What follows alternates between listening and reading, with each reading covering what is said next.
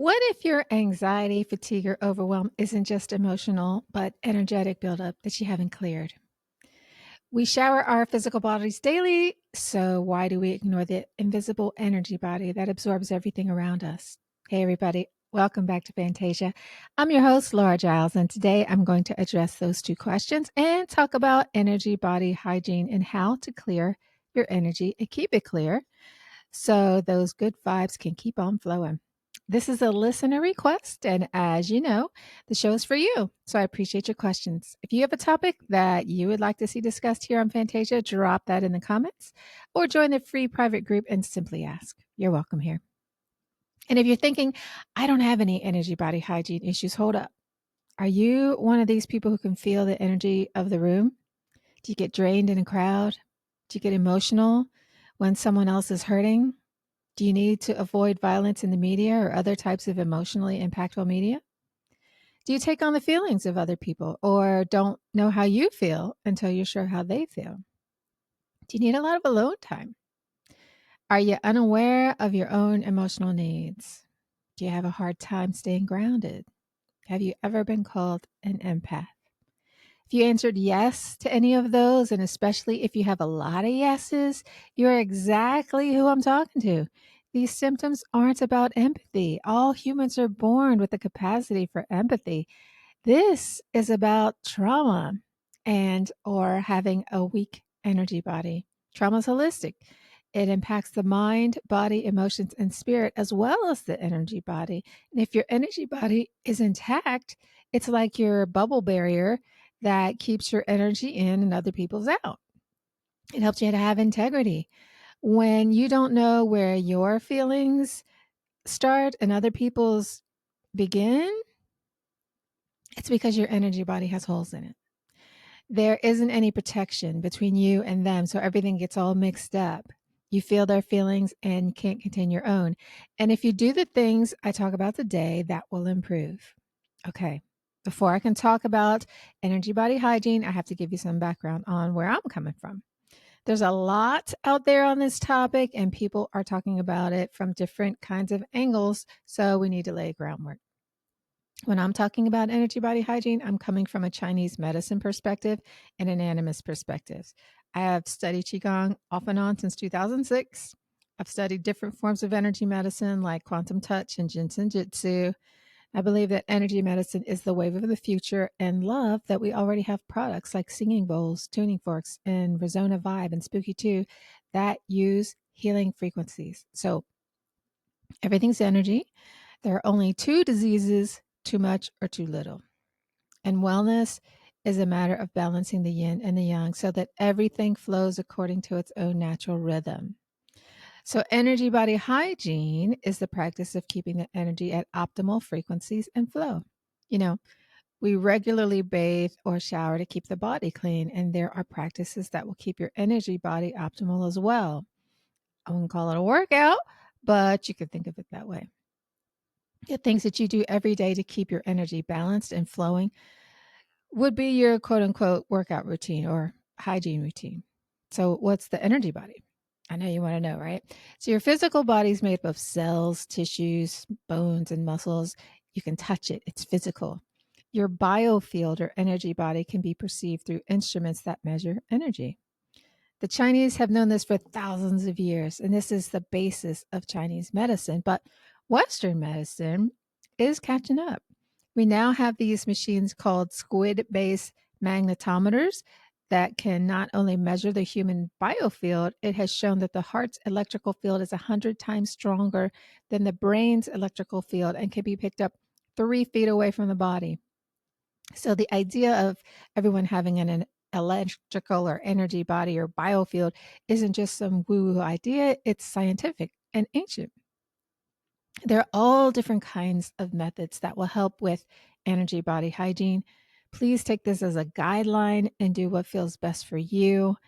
You want a routine that is easy and doable, or else you wouldn't do it. So I hope that is what you do is focus on the big picture or the structure, and then you can fill in the details.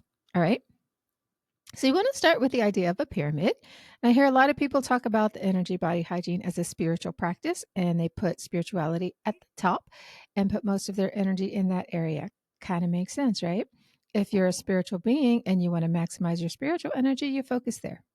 Well, that's not exactly very healthy because we are spiritual beings, but we're also physical, and physical is the base of the pyramid. And that's what we focus on the most. If your body isn't calm and healthy, whatever you put on top of it won't be either because your foundation is shaky. So, what are we doing to keep your physical body in shape? I steal this from dialectical behavioral therapy skills, and this one, they have a skill called meds. And along the way, my students and I have altered it a little bit, but each of the letter in meds stands for something that you're going to do for energy hygiene. The first M is for meditation. What spiritual tradition doesn't meditate? I think they all do, right? And with good reason.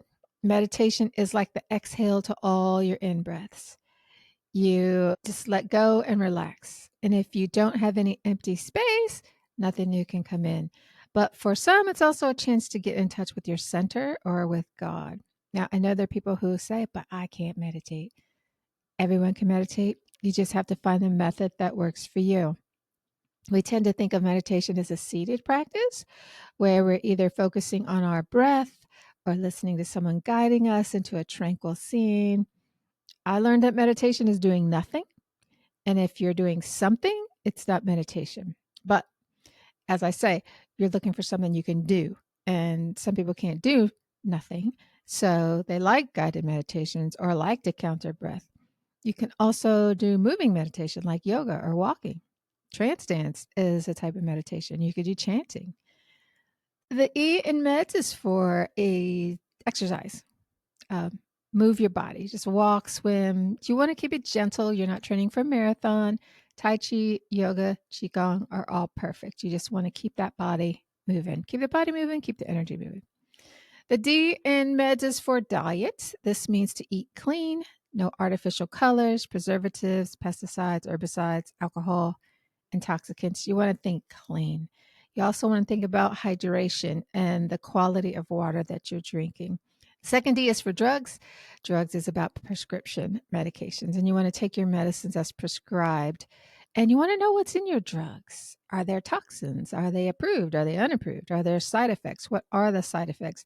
Most pharmaceuticals are really bad news. And some of them are life saving. So you want to know what you're taking. The S in meds is for sleep. Sleep for most of us is going to mean 8 hours. It's also going to mean get up at the same time and go to sleep at the same time. So your body has a routine, it knows what to expect. And I know there's lots of people with sleep issues. Um, we're not going to address that here. Just say that sleep is important. And when you sleep, in Chinese medicine, you should be in bed by 10, asleep by 11, because that is going to regulate your body clock. In Chinese medicine, each organ has a 2-hour window. And if you're not asleep by 11, then your detoxification is not going to happen. It's going to mess up everything and you just get out of whack. So I've had people tell me that just changing that one thing, life changer. Their focus and concentration, productivity, mood, everything was so much better. So I think it's really important to do that 10 o'clock time. But I'll leave it up to you what you want to do. The next S is for social. This is one of the ones that we added. We have a group in Fantasia. You're happy to join if you don't have a group of your own. And social is about making meaningful connections and experiencing intimacy, not just doing things. And that's why I mentioned the group, because in the group, we talk about stuff that's not like just social media and pop culture. We talk about meaningful things. And a lot of people don't have people to do that with. They have frenemies. And frenemies is like, I'll hang out with you because I don't know anybody else or because you're in the in crowd. But they're people that you have to keep your guard up with. So that's not what we're talking about. We're talking about healthy social. And you want to consciously choose your inner circle because your top 5 people that you spend the most time with, guess what? You are the average of those people. And so if they're not inspiring, if they're not people that you're saying, I want to be the average of you, you might want to change your top 5. The next S is spirituality, and we're going to talk about that as we go up the pyramid because it's just an important part. But what does spirituality mean? It is to be in touch with something that is larger than yourself. So it doesn't necessarily mean religion, doesn't necessarily mean church. It just means whatever connects you to the bigness, where the place where you go when everything is uncertain and you have nowhere else to go. That's what spirituality is for. Now, before we leave the physical things we do for our energy body, I want to talk about our environment. We are always acting on our environment. Our environment is always acting on us. That's true of everything. It's all connected, and you can't harm the environment or another person without harming yourself. And when you improve the environment, you enhance your own energy too. So, what does that mean for you? I'm probably talking about sprucing up your space, keeping things neat and clean. Cleaning the windows does wonders for the energy in a room, or bring some fresh flowers inside. When I lived in Boston, they had these fresh flower vendors all over the place selling flowers for really cheap. So I always had fresh flowers in my house, and it's such an easy pick me up. Think about the colors that you wear. What is the energy of your colors?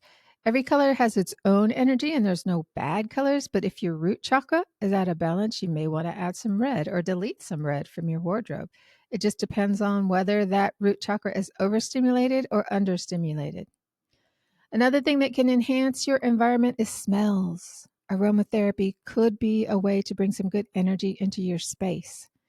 Be aware that your brain gets acclimated to a scent and you have to switch them up to keep the benefit. And while you're at it, I would avoid chemical or artificial smells because they're toxic to your body and to the environment. You can also enhance your environment with soothing sounds. The obvious choice is meditation music, but whatever you enjoy that is not overstimulating is a great choice. I get rid of things that make you feel uncomfortable, like hard chairs or clutter. And I'd make sure to unplug electronics that you aren't using to reduce electro smog, especially when you have autoimmune conditions. So, Wi Fi, smart appliances, Apple Watches, baby monitors, that kind of thing can make you feel on edge, keep you awake, promote inflammation, reduce fertility, and give you heart palpitations and interfere with your biofield. So, remember that you're an electrical being. Be careful what other types of energy fields you come into contact with because they have an effect. It works like this. We're always co regulating, and when two energies come in close proximity, they will sync up. We see this when women's menstrual cycles sync up, or when you have two pendulum clocks on the same wall. Their pendulums will swing at a different tempo, and then look again, and they're in sync. It doesn't take long. So if you are near something with a low or negative or just not healthy vibration, and they have the stronger energy field, you're going to vibrate where they are. This is why some people uplift us and others don't. Same for environments. Some are uplifting and some aren't. We've all been in churches that feel stale and musty and dark, and others that feel like the Holy Spirit lives there. You can just feel it in your bones. Happy places have higher vibrations.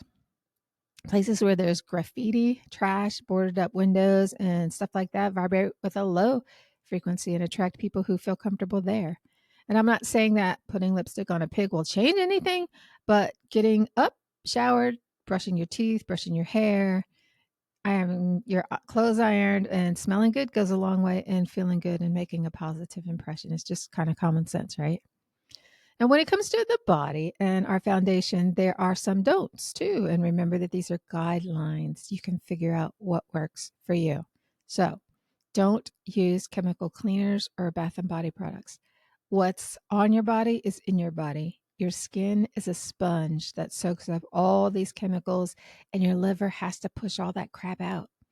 We all have overworked livers, and there's just preservatives, artificial colors, unimproved and harmful chemicals in food, clothing, cleaning products, bath and body products, just everything that we come into contact with.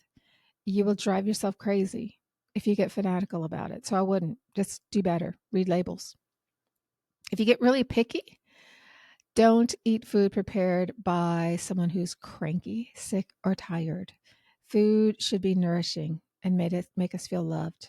I have a friend who owns a restaurant, and if he knows I'm coming, he always makes me something that is not on the menu and that tastes spectacular.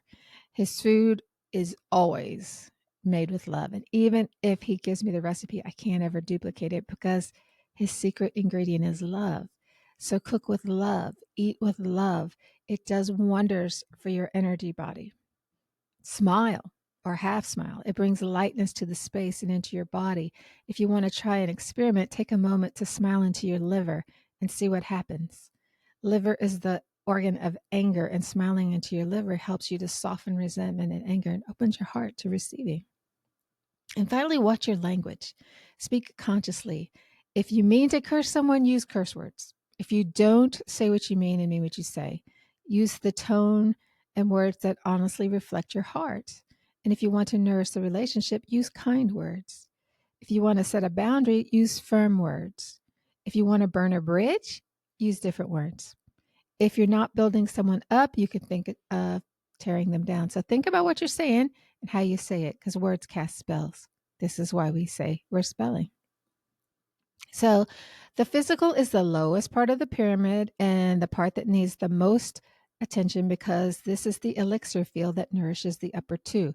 This is where the Jing resides, and Jing is the original or ancestral energy. When we start looking like we're aging, that's a sign that we're using more energy than we're producing. And when all your Jing is gone, time's up. That's it. A healthy, joyous, balanced lifestyle uses less Jing because it's efficient. The center is our heart. Our emotions and our mind lives here. If this energy center is open and healthy, we feel positive, open, and loving. If it's not, we feel stressed, negative, and have strained relationships with others. And by others, I don't just mean people, but plants, animals, organizations, religions, races, things, just everything. Remember, everything is energy, and how we do anything is how we do everything. If we're cranky with money, we're probably cranky with food, and what we send back out comes back to us. So being open hearted makes a huge improvement in not only our mood, but our entire lives. If this is a problem for you, start with the lower physical region first. When I have a client who's returning for services, one of the first things I ask them is how their meds is doing, or the things that they do to stay stable. And they always tell me that they have stopped doing their self-care, because that's what we all do, right? When we get stressed, we stop taking care of ourselves. So we have more to give to the problem, but we should be doing the opposite. We need more sleep.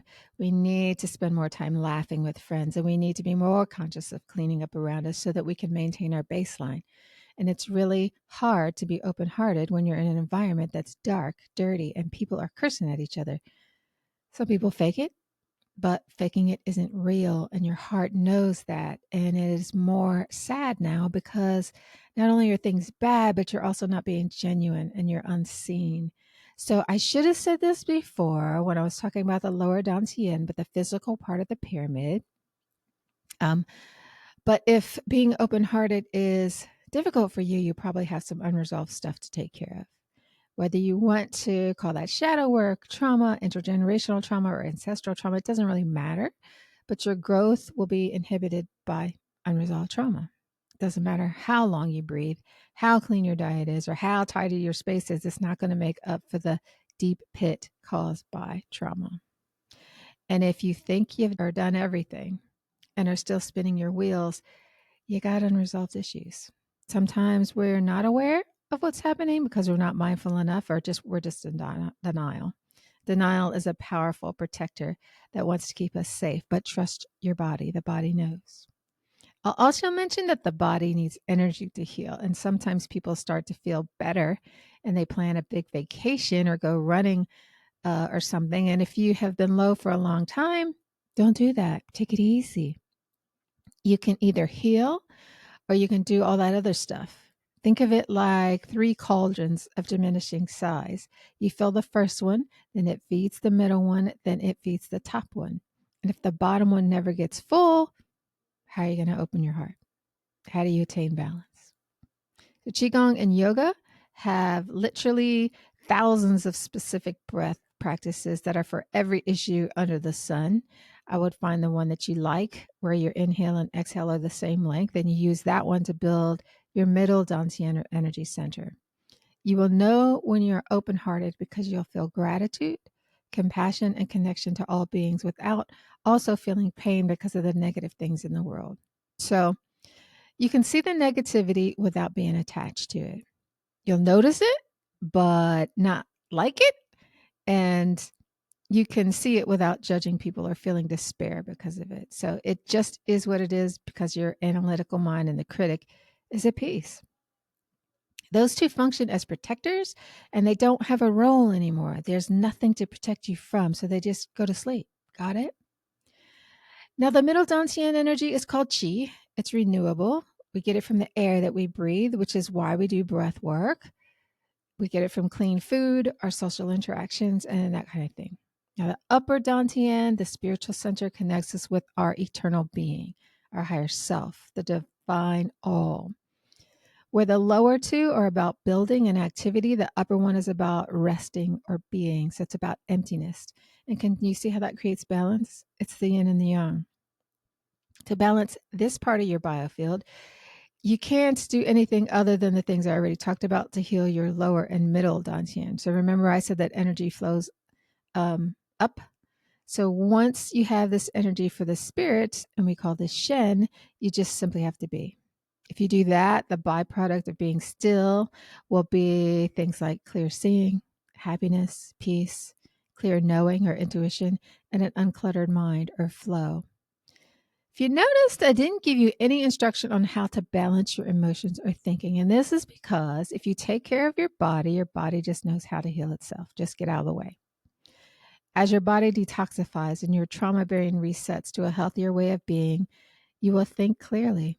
You'll have insight, inspiration, and your emotions will be more balanced. Now, as a therapist and a coach, I help people with skills on how to do these things. So I'm not saying you can't learn them, but even if you never took a class, you would intuit what to do eventually. You just might not be able to hold on to it or duplicate it if you got stressed out again. And this is why people take classes, especially if they're from generations of people who didn't know what to do. This is a lot easier to learn from healthy people. And if you don't have any around you, well, you can see that it's going to take longer. For example, in my spiritual travel adventures, it doesn't take long for our married group to become a married group. They already have that intention to be in that space and to have a spiritual awakening. And then we have the emotional safety for them to do what they want to do and be who they are so they can let their guards down. And we have lots of good, healthy food, sunshine, time in nature, which is another way to restore healthy energy. There's lots of laughter and high energy places. And before you know it, everybody's high as a kite. But typically, this only lasts for months and then things go back to the way that they were because it's not trauma therapy and they didn't learn how to create that energy for themselves.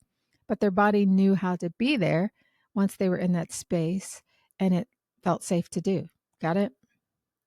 Okay, so now what if you are here because you just want to know how to clear your energy field, like smudging or something after being in a hostile space?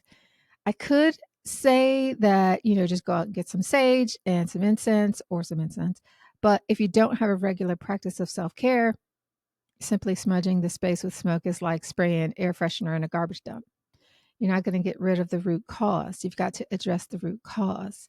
And it's not that you came into contact with negativity. Negativity is everywhere. We live in a complementary dualistic world, and there's no space that doesn't have light and dark. So the problem is your inability to tolerate it.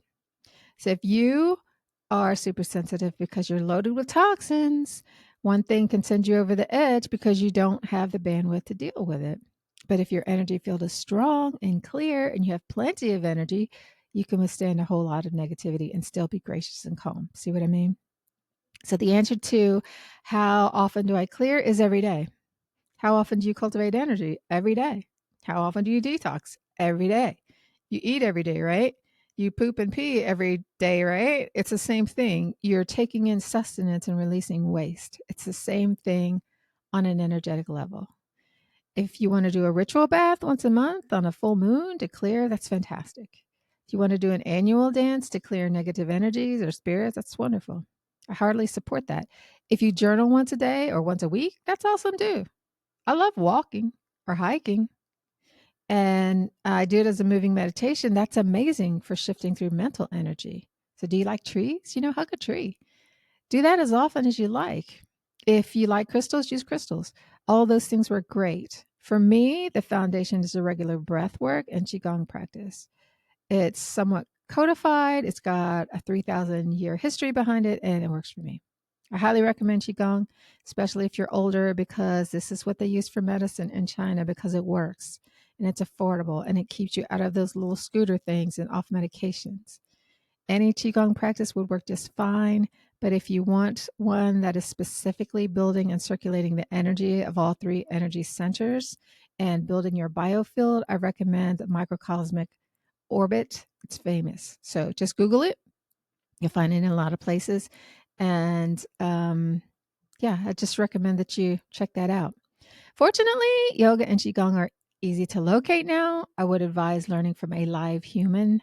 You can learn from a book or by video, but there are many nuances that you're not going to get, and you're not going to get any correction either from a video or book. So everywhere you can find 200-hour certified teachers. In China, you have to study for 10 years, 8 hours a day or more to become a master. And I've taken classes from both. There's no comparison in the level of instruction that you're going to get. It's like the difference between getting a meal from a Denny's line cook and a Michelin chef. It's not really for the Western mind, but you're going to know what you're doing at the end of it if you do the live teacher.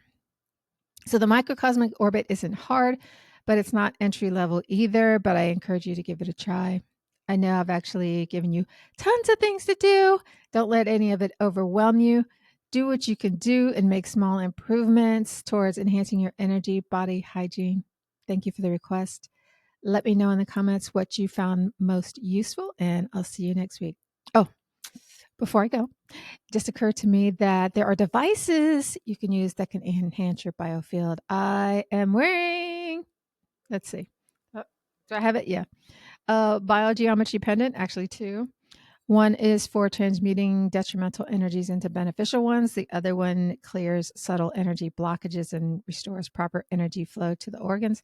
I also wear an art crystal. You may have seen it. I don't have it on today, but if you're lazy or motivated and just want to go all out and have technology do your energy body hygiene for you, you could buy devices. The art crystal enhances plant growth, optimizes hydration, transforms your spaces, and harmonizes the biofield. And for a cheaper option, because our crystal's not cheap, you can consider crystals or tensor rings. I have 7 of them, so I'd be careful with tensor rings because only half of them are made correctly and actually have any benefit. So you need to have a good way of testing them. I'm a fan of scalar energy and Rife energy, and I guess I'll put links in the show notes for all of these. So scalar and Rife won't cultivate chi, I don't think, but they will help to balance the biofield. And they're both energy healing devices that work by helping your body to heal itself by exposing you to healthy frequencies so the unhealthy ones no longer exist. If they don't exist, the disease must go away. I'm not a doctor. I'm not diagnosing or prescribing anything. Do your own research, see what you think. I am a big believer in self-help and recommend doing the Qigong, healthy eating, being out in nature, that kind of stuff. And you can't supplement your way to good health, and you can't get away from doing the work. I know I've covered tons and tons of ground today in kind of a really superficial way, and there's plenty of stuff here to go deeper into. So in the future, upcoming weeks, you're going to see me dive deeper into these topics. But for now, signing off. Thanks for the request. Thanks for listening, and see you guys next week. Here's to healthy biofield. Make sure to subscribe to the show on iTunes or Spotify so you'll never miss a show.